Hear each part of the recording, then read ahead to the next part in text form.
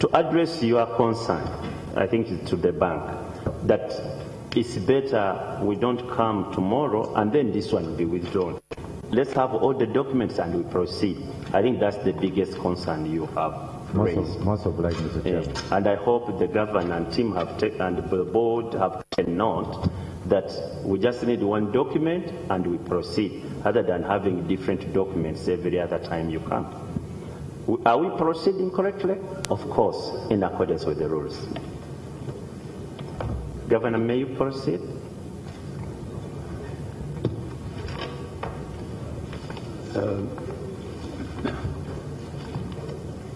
Governor, honourable members, Chair, when you appeared before this committee on 12th of November, we made an undertaking to submit additional information to support our responses to the Auditor General's report. A further search of our archives revealed additional information which we have included in the report and also submitted to the chairperson Kosase yesterday.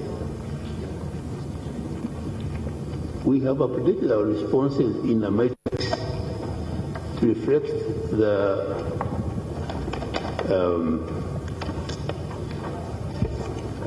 recommendations and the findings of the were indicated in the Auditor General's report, so that we can all be talking at the same the same page, as it were.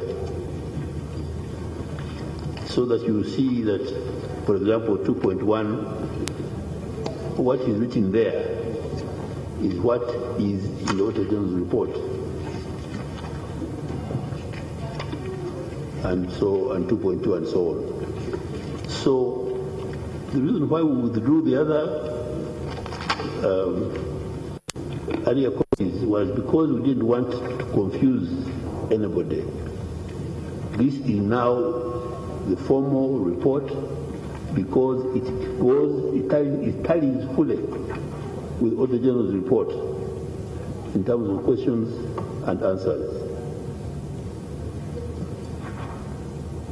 I would like to reiterate our commitment to the accountability process. We will be accountable as you demand. And this is definitely in line with our core values, and we have no intention whatsoever of stalling this process or hiding any information that you may need. Mr. Chairman, I have to apologize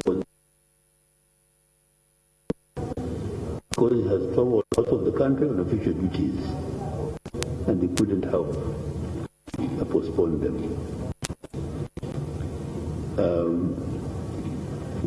With these few remarks, sir, I would request that Executive Director Supervision should take us through the matrix and request any other officers of the bank help him as he goes through.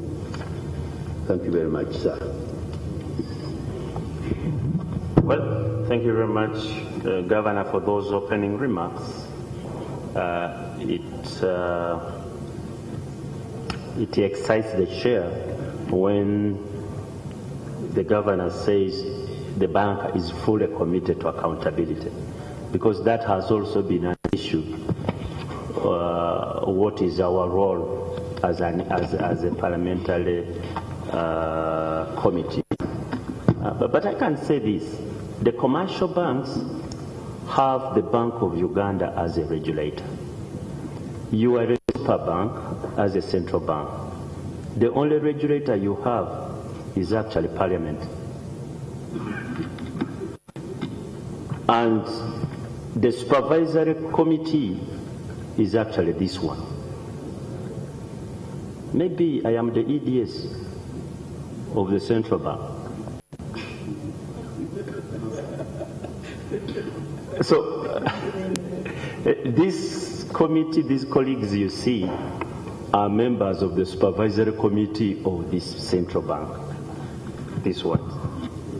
So we are fully within our mandate. The Constitution gives us this mandate, and there should be no doubt that we are going to take this mandate seriously and do our job. No doubt in anybody's mind. So what excites me is for the governor actually to tell us how committed he and the banker is to be accountable to the people of this country. That excites me. And that is a very good beginning for this process. I think we have sorted out our problems. Let's proceed with the job. Proceed, sir. Through the governor, thank you, Chair. Thank you, honorable members. I would like now to draw your attention to the document we submitted, and I'll start with item 2.1, which is on Tefe Trust Bank. The finding or recommendation of the Auditor General was that he was not availed with sufficient documentation relating to Tefe Trust Bank to enable him. The Bank of Uganda response is the Tefe Trust Bank was closed in February 1993 under the provisions of the Banking Act of 1969, which did not contain substantive provisions on reports that the liquidator, a person legally empowered to act on behalf of the company, sell the company's assets prior to the company's winding up in order to generate cash, was required to compile. Yes, you see, sorry to disrupt, but you just have to get the Auditor General's report and you just read verbatim the query itself. Okay. Then you can come to the matrix or to your response. Okay, thank you for the clarification, Chair. In the Auditor General's report on page 5, 2.1, the Auditor General indicates that he requested for information on documents, inventory reports, loan schedules, customer deposits.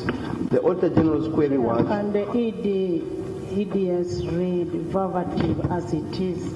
It is on 30th January 2018 and 10th April 2018. I requested for documentation. Read verbatim, okay, so that members will be able to follow. Okay. Thank you for the clarification. Page 5. On 30th January 2018 and 10th April 2018, I requested for documentation relating to all closed banks, specifically the inventory report, loan schedules, customer deposit schedules, statement of affairs, and reports supporting assets and liabilities taken over by Bank of Uganda. However, I was not availed with sufficient documentation relating to Tefe Trust Bank to enable me fulfill the specific audit objectives. Okay. That's the query. That's the query. So let's go to your response now. The Bank of Uganda response. The Tefe Trust Bank was closed in February 1993 under the provisions of the Banking Act of 1969, which did not contain substantive provisions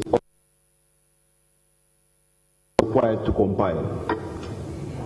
The powers to close the bank were accorded to the Minister of Finance and not Bank of Uganda. However, Bank of Uganda provided the liquidator's report on assets, liquidator's final report, and listing of assets, and those are provided in the documentation that was originally provided to you. Since the last interaction with the COSASE committee on 12th November, we have since managed to locate within our archives the following documents, which we have since passed on to the Chair. A, the inventory report. B, the deposit schedule. And C, the loan schedule. Okay. Let's go back to what the auditor required. You've now provided the inventory report. I can confirm that it has finally appeared. Yeah, so the inventory report of Tefe Bank has now been provided to the committee. I have since then passed it over to the auditor for verification. I have not gone through it, but the document which is referring to as an inventory is somehow forward to the committee. We are going now to study the document and to see whether it answers the query, because we are not going to look at it substantively now. We have not had the opportunity. So the process of the auditors going through this document is going to start, Mr. Governor, because you brought these documents yesterday in the evening at around 5 o'clock. The auditors have not looked at them. So let us look at them and see, are they inventory reports? Because as you said, there is one which you're referring to as an inventory report. There is one you're referring to as a deposit schedule and one as a loan schedule. When you look at here, is there any other document which could be missing if these are provided, auditor? 1 second, Honorable Mbabas, let the auditor answer this, then you come in. Thank you, Chair.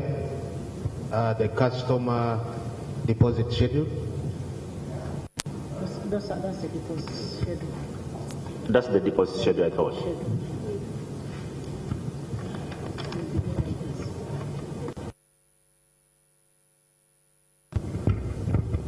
Thank you, Chair. We will go through the inventory report and then make a formal request for additional information after this meeting. Okay. Honorable Mbabazi? Honorable Chair, according to the query, the statement of affairs is, was not submitted, I think, because I cannot see it in the... I think that was in the ready file. Yeah. No. What they have submitted, the 3 documents were missing Honorable Chair, from the red file. This should have been a liquidator's report. There is, on the red file, there is a statement of affairs for Tefe Bank. It is there. Yes, Honorable Michael.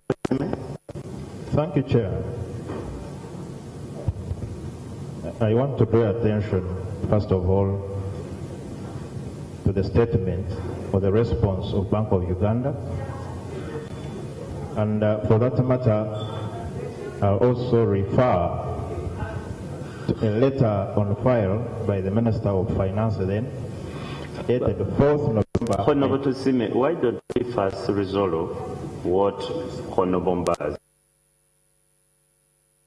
Because I want her to get contented. I want all of us to be moving at the same level. The statement of affairs is actually in the red file. So it is already there, Honorable Mbabas. Yes, can we go to the second one now? Honorable Tusime? Yes, Honorable Chair, I find a contradiction in regard to the response that was given by BOU. First of all, I don't think that Tefe Trust Bank was closed twice. There is a letter from the Minister on the 4th of November 1993, which is on the red file, and the subject matter is closure of you Tefe. See, let's move slow, because I want colleagues to get to the document you are referring to, and also the Bank of Uganda officials. So we go to the red files. The red file, you'll find a letter dated 4th November 1993. Get it for me. By the then Minister of Finance and Economic Planning, J.S. Mayanja Kanji, RIP, to the Governor.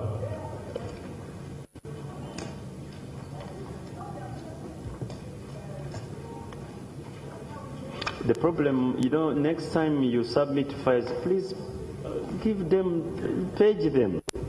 Because it would be easy, say, go to the red file, page this. Well, we need to be a little bit more organized. Because if you have a huge forest of documents, there are no pages, there's no nothing. I'm sure now members are trying to go through where is this particular letter, because they are not paged.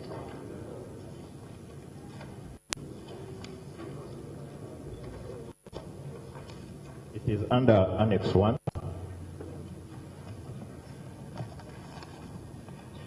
Colleagues, Appendix 1, and it's like a paper. It's like a paper 3. It's here. It's here. I have it. You've got it, colleagues? Okay. May you proceed, sir? That letter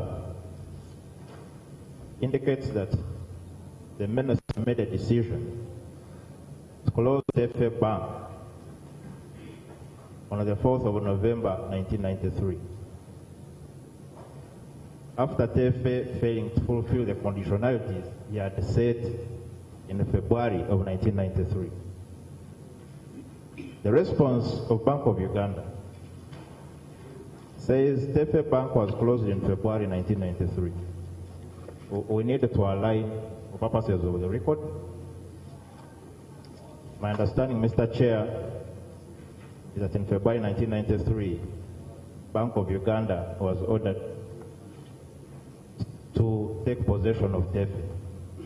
But TFA was closed in November.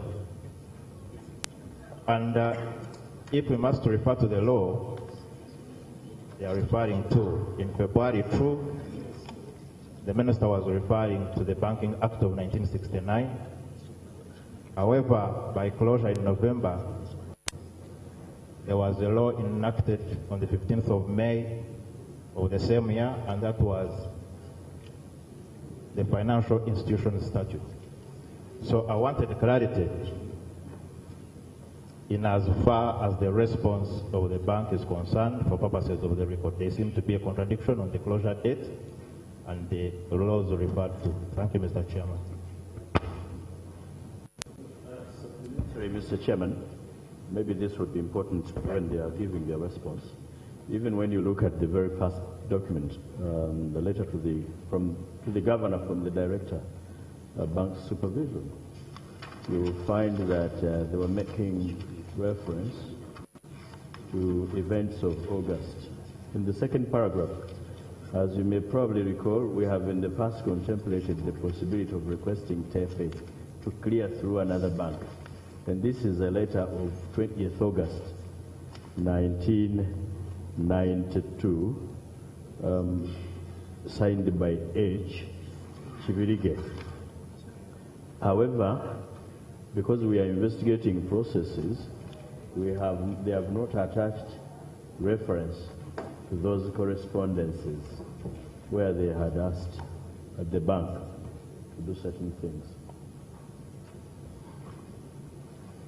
But I don't know whether I really get your concern, because I need to get it and then I direct it to the bank. Maybe to clarify that the issues involving Bank of Uganda and TFA had started way back in 1992, before closure in 93. Now, they are making reference to efforts they had made to have TFA regularize certain things. Yeah. However, the documents referred to, or which carry that kind of information, were not attached. Okay. I think as we go along, they need to note that. Are you listening? Or you are listening to your officer? By the way, there is no harm your officer sitting next to you if he wants to be briefing you. Since there is space.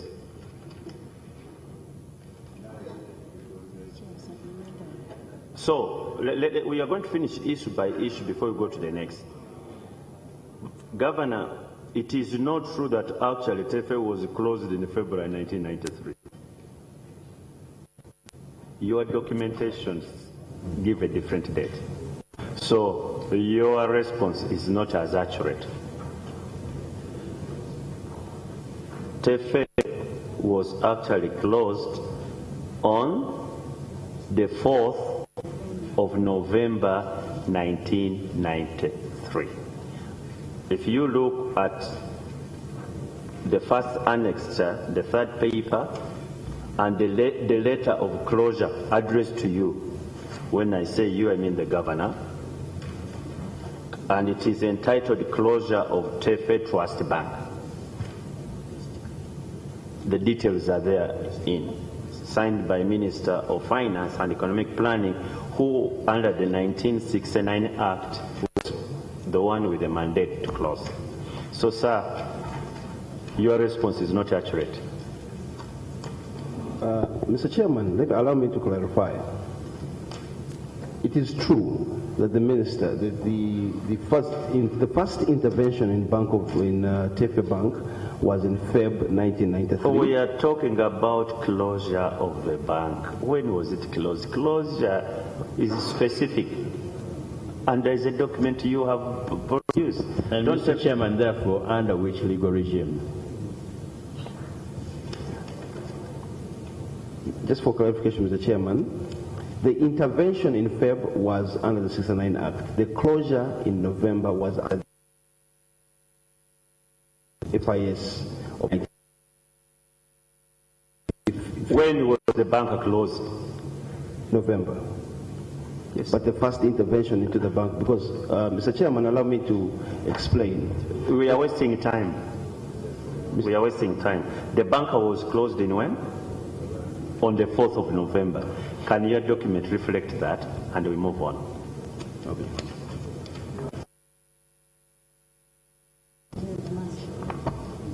Proceed with your response. This one, correct it accordingly. Okay.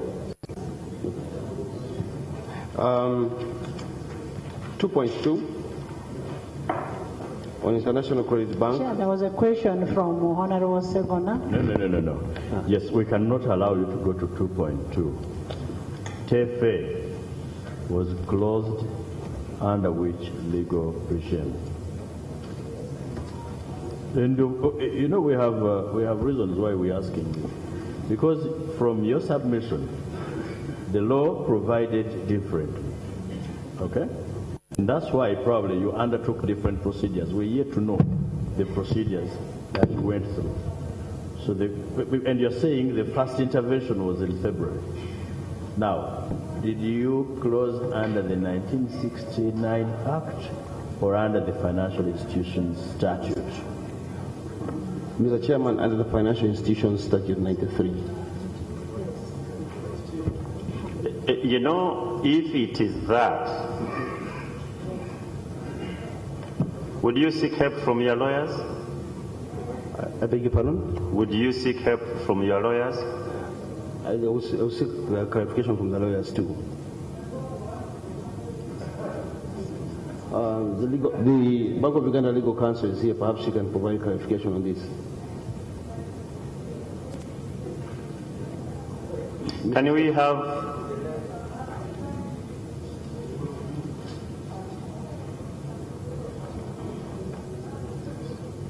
Yes, Mr. Chairman, I'm not clear on what, through the governor, I'm not clear on what assistance I'm expected to render. do you want the question to be repeated? Mr. Segona, repeat the question. Thank you, Mr. Chairman. I think the question is very simple, because if the intervention was done under the 1969 Act in February 1992, I asked under which legal regime did you close Tefe in November 1992? And I think he answered the question, or that it was under the Financial Institutions Act. Statute, sorry. Mr. Chairman, the spokesperson has already answered the question. Sorry? The spokesperson has already answered the question. So, because we want all of you to be on the same page, it's the Bank of Uganda's view that the closure of Tefe was under the FIS. Yes? Mr. Chairman. And that effectively amends their response. To that extent. That's why I had to bring in your lawyers. The spokesperson has already... Sorry? The spokesperson has already answered. No, answer it, please. Don't refer question to anybody. You are the lawyer. And let me tell you one thing. We are not trying to fix anybody. What we want to see, look at the objectives, Governor, of the audit. Because I always have to remind you of this. The specific audit objectives, they are in the report.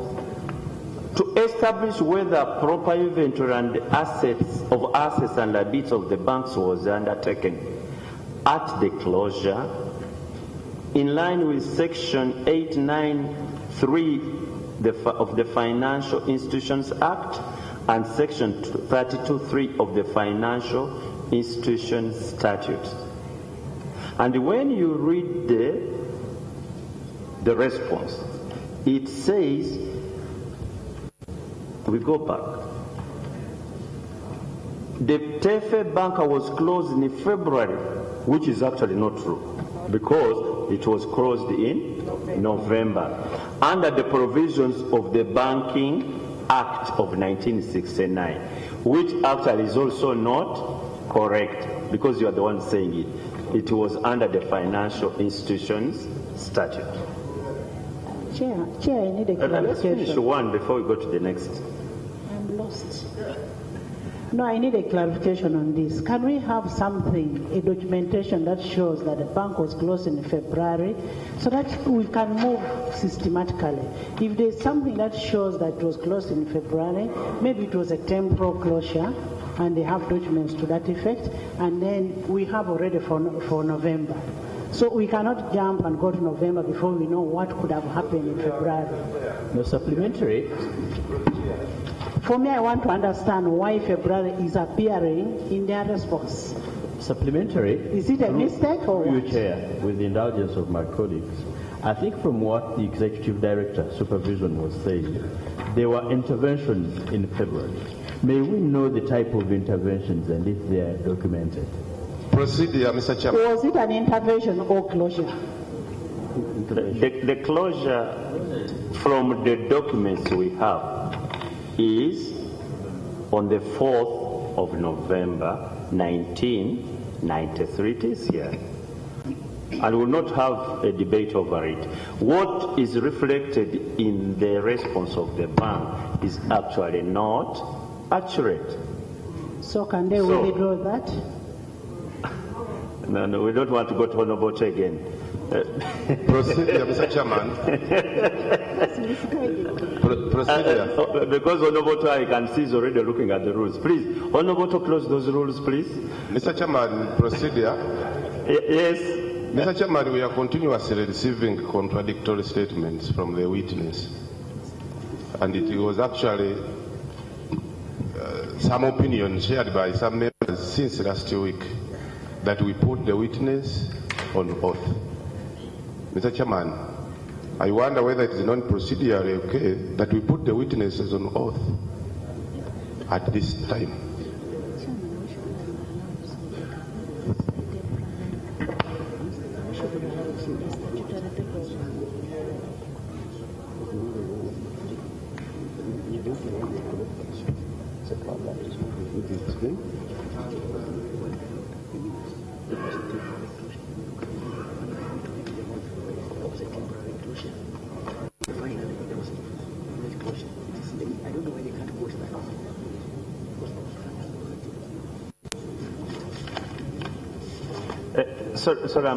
Let me do some consultation. If I want to get an informed decision.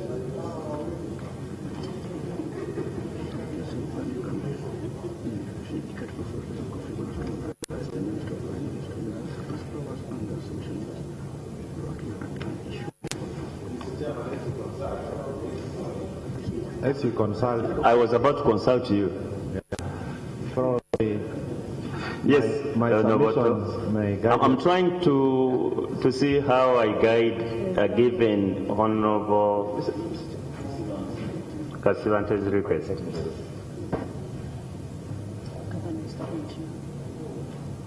Thank you, Mr. Chairman. Mr. Chairman, we have a recalcitrant witness before the committee my learned colleague, who happens to be the lawyer of Bank of Uganda, when you courteously put to the BOU team that, would you need to consult your lawyer, courteously, it meant the chair was seeing that there were discrepancies in the response. And then the lawyer says, the spokesperson, I've already answered. Mr. Chairman, we have precedents of jailing people who appear before this committee. Because we cannot have a whole legal personnel being chauffeured in a government vehicle. Probably someone has opened the door for her to come here, and then she comes before members of parliament and says the spokesperson has already answered this question. In the circumstance, Mr. Chairman, as you consult on those rules on whether they should be put under oath, I also want you to further consult whether such recalcitrant witnesses should not be dealt with under our rules by letting them have lunch at the police cells of Parliament. Because we are here representing constituencies. You don't come and say the spokesperson has answered. You could as well have stayed in office. So I'm also seeking your further guidance whether we could invoke our powers of the High Court and deal with such kind of witnesses. I think let us give ourselves a second name. And our second name is patience. Let's give ourselves that name.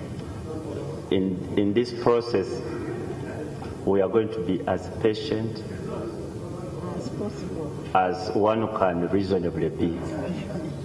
So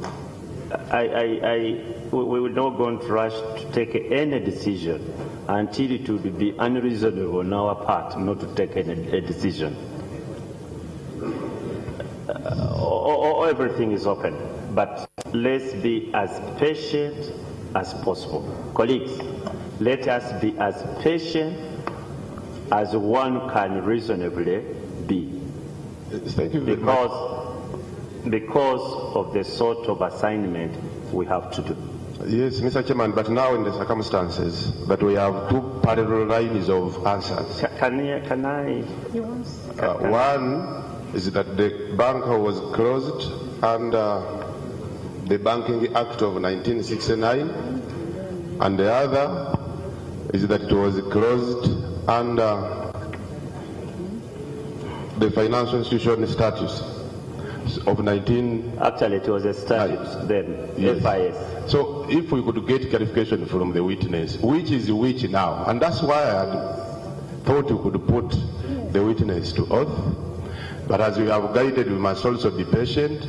But even patience at times diminishes in circumstances like this. But anyway, what can the committee now take?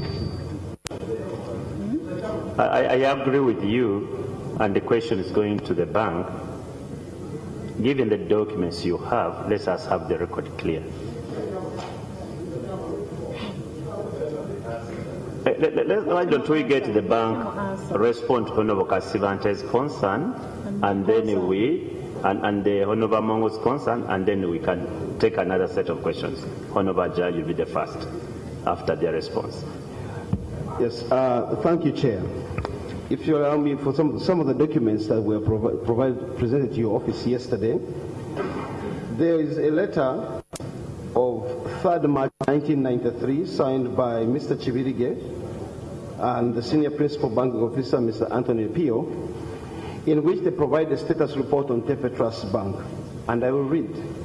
On the 17th of February 1993, the Minister of Finance and Economic Planning, acting on the advice from Bank of Uganda, invoked his powers under Section 21(1) of the Banking Act of 1969 and issued an order. Is that the document which you forwarded to me in the confidential file? Yes, sir. Okay. Prohibiting... And now there's nothing confidential about it anymore anyway. Sir, prohibiting Tefe Trust Bank... Get my point. Because you see, even those documents you are thinking are confidential. They are not. As you can clear, you are reading it out. This was provided to all members. Not yesterday. Yesterday, there is no document you are talking about. Okay. If I can just allow me to finish reading. The order from the minister prohibited Tepe Trust Bank from transacting further business for a period of 30 days.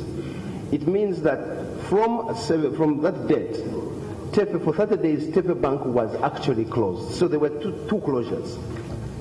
You can never have two closures. Mr. Chairman. No. Or can you say temporary, maybe a temporary closure, yes, or what? But you cannot have, once you've closed the bank, you've closed. Because it was reopened, sir. Mr. Chairman, we're making reference to documents. Okay, can you let us also listen to your lawyers?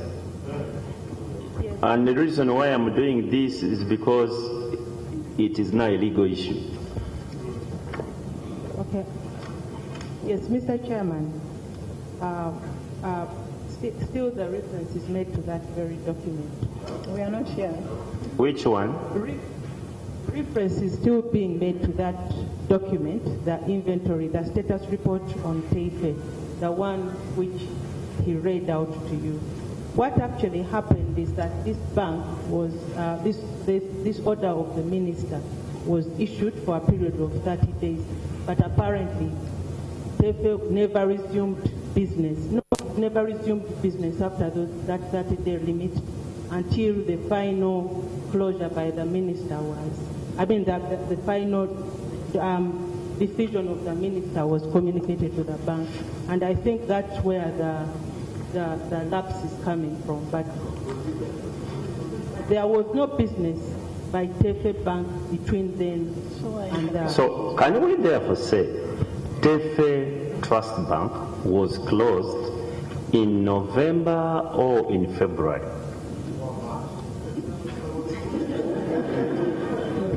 The communication of the minister's decision that this bank must be finally closed was in November 1993. And therefore, it could not have been closed under the Bank of Uganda Act, because by that time, the Financial Institution Statute was already enacted. May I understand this, Mr. Chairman, to mean that what happened in February 1993 was a suspension of activity or something? What was it? Mr. Chairman, if you allow me, there is a letter from the Minister of Finance dated 17th February 1993. Okay? Can I? It is the minister invoked his powers under. The minister invoked his powers under Section 21 of the Banking Act 1969 and ordered the prohibition of Tepe Trust Bank Limited from transacting further business of any kind for a period not exceeding 30 days. Okay? Is that a closure or that's a suspension? If you give it a period, a timeline, that can't be closure. Let me just finish. In the second paragraph, the same letter says, to implement this order, I'm directing that the Bank of Uganda take control of Tepe Trust as at close of business 16th, with such control to include all documents, records, assets, ledgers, securities of Tepe Trust. Isn't this akin to a statutory takeover? Mr. Chairman, if you allow me, I would like to ask the Bank of Uganda Legal Counsel to provide clarification as to whether it would constitute a statutory takeover or suspension. No, so let's finish one point, then we can go to another. Because if we go too much, we might lose out on a point. And we have that name of ours. We are all called patience. We go back to the reason, Governor, we are interrogating this is to ascertain under what legal regime was Tefe Trust Bank closed. Is it under the Bank of Uganda Act of 1969 or under the Financial Institutions Statute? Banking Act. So, whereas in your response, you did say that it was closed under the Banking Act. From now, what we are finding out that actually it was closed under the FIS. But once it is closed under the FIS, then it is handled differently. Because the FIS is detailed on how closed banks are handled.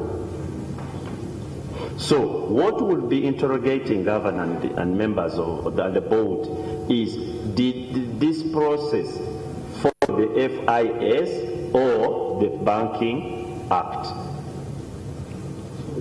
I'm sure you know why we are asking this question. Okay, not was Honorable Sewungu first, then you. Honorable Sewungu's hand was up first. Mr. Chairman, I'm not a full member of this committee. No, you're a member of the committee. I'm a member. But the limitation, it's only on you're a member of the committee. But since I come in and out, I have to express my view as I'm saying it. When the members of this committee were submitting at the beginning, you asked a very pertinent question about when you got these documents. What you are investigating, Mr. Chairman, is a very serious matter and has a lot of documents. A mere start on the first page, you have discovered an irregularity and misleading information. Some of us, like I read very fast. I read part of what they brought and have not got access to some documents of the FA. I don't know how you could guide us, members, to get information first, to read these documents, internalize, deal with what is in the files. Because you are going to get stuck wherever we are going to move. I don't know how you are going to guide us on that. Yeah, that's why we are You are moving. Honorable Sewungu, yeah, I know colleagues have spent sleepless nights to go through these documents.